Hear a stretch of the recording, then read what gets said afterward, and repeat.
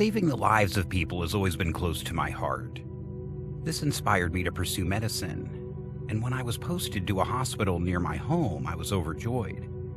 The first few months were smooth, and I didn't have any problems transitioning to the working environment. As I worked in the hospital, I came across so many patients with so many different personalities. I was once given a patient who had been battling cancer for months. Her condition did not seem to improve, and she didn't have a lot of time left. I spent most of my night shifts taking care of her since she was quite charming. One night, while I was about to leave her room and finish my shift, she held my hand tightly and asked me to stay with her. She told me that she was seeing demons who were after her soul for weeks and had not told anyone. At first, I didn't show any emotion and just told her that she was hallucinating. I stayed a little longer to try and calm her down, but this did not work. She started begging me not to let the demons take her, and at this point I freaked out. The patient died just a few minutes after telling me that. During my 4th year in med school, I got an internship at one of the popular hospitals in my city. It was an opportunity for me to practice what I'd been learning. I got along well with most of the doctors and nurses in the hospital, and even got a chance to do some simple procedures under their supervision. I heard some creepy stories regarding a specific room in the emergency unit that people feared using. The medical practitioners in the hospital believed that the room had an evil spirit, and every patient who occupied it wound up dead. At first, I didn't believe the weird stories, until one day, I was forced to take a patient into the room.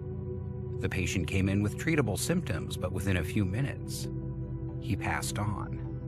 When I checked on him, I realized he had no pulse, and I called 2 doctors in to help me out, but it was too late. This was not the worst part, since what followed left my heart pounding, and I was speechless. As the patient's body was being taken out of the room, the windows and the cupboard doors began shutting and opening repeatedly. I ran out of the room and locked myself in the ladies' bathroom. After that incident, the chief of staff informed us that the room had to be exorcised before anyone can use it again. I've been working in the cardiovascular surgical unit for about 4 years now. During my line of work, I've come across people that have had not only physical problems, but also medical conditions.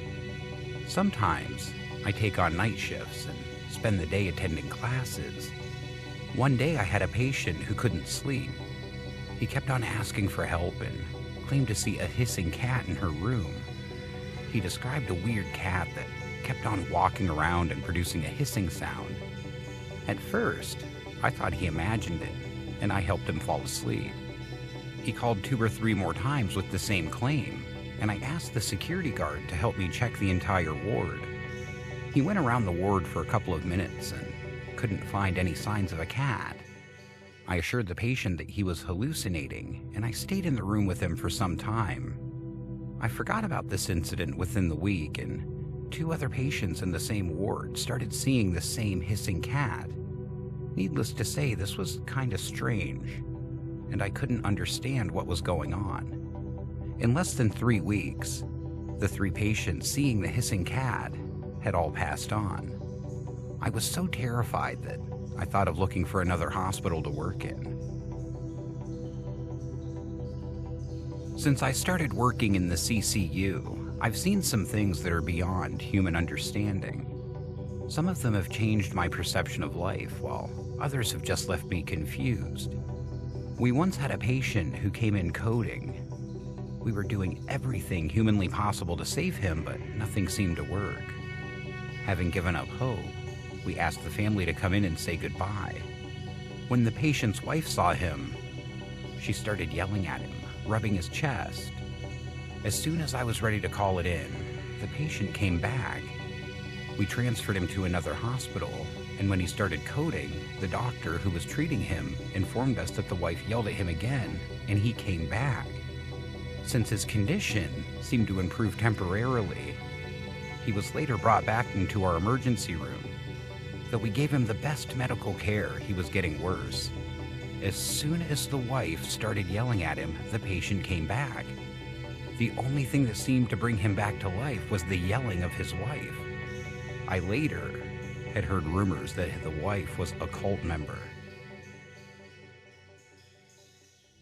I've always loved kids, and working as a pediatrician gives me a lot of satisfaction. I work in a hospital in the bone marrow transplant unit, where I get to meet children of different ages. Though helping kids makes me happy, every time a child passes, it leaves me a bit traumatized. With time, I've been able to manage this by seeing a counselor. Most of my patients stay in the hospital for months, and the nurses have to keep on rotating them into the various rooms to ensure that they're all comfortable. I once had a kid, we'll call him Peter, who was shy and never talked much to the nurses. Though he was an orphan and liked keeping to himself, I found a way to connect with him. During rotations, I told the nurse to move Peter to a room that was near my office. The room had been occupied by a 4-year-old girl who had unfortunately passed on. When I was not attending to other patients during my free time, I would visit the boy and spend some time with him. I then noticed Peter talking to himself. He would go into a corner of the room and start talking as if he was addressing somebody there. Since he wasn't the talkative type, I was getting to worry. And when I asked about it the first time, he said everything was fine. One day, I walked into his room and he was calling the name of a girl who had died in that room. This was quite scary since Peter had never met the girl or even talked to the girl when she was alive. I was so terrified that I asked our psychologist for guidance.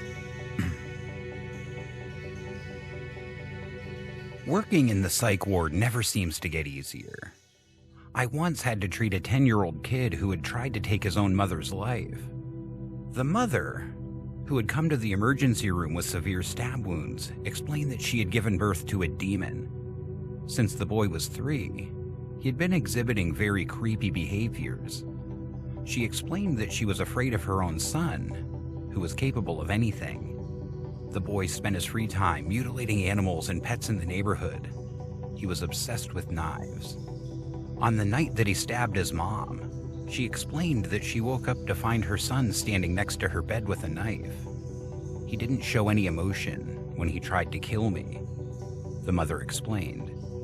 When the boy was brought to me, I didn't know where to start since I was honestly scared. He had this fake smile and answered my questions like a robot. We had to admit him for some time and study his behavior. Every time I think about this boy, I get the chills.